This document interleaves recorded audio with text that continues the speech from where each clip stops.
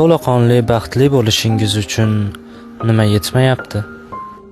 Baxt bu Alloh tomonidan berilgan har bir daqiqa, olayotgan nafasimiz va bu borliqda yashayotganimizdir. Mening fikrimcha, men o'zimni to'laqonli baxtliman deb o'ylaman.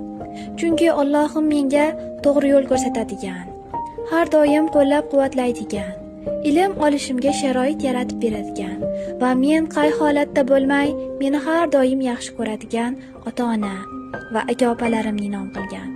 Shuning o'zi menga cheksiz, bitmas tuganmas baxtdir.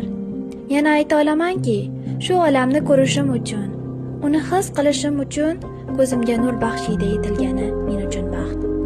Gohida o'zimni sababsiz baxtsiz deb his qilaman.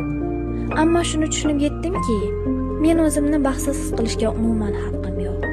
Chunki Allohim menga dunyoni kashf etuvchi nur, ichimdagi hislarni jaranglatuvchi kuch, so'zlarimni jonlantiruvchi ne'mat, orzularim sari yiltuvchi qadamlarni hadya qilgan.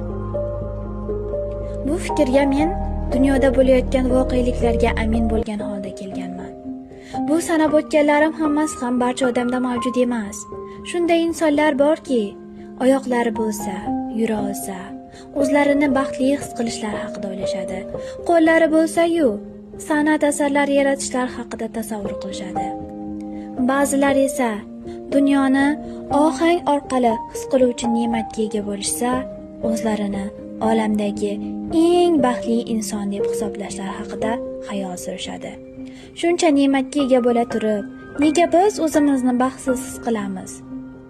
Bu o'tkinchi dunyodagi boylik, mansab, obro'-e'tibor baxtli qilishi mumkin, lekin to'laqonli emas. Sababi, siz sog'lom bo'lmasangiz, hech bir narsa sizga baxt ulashmaydi.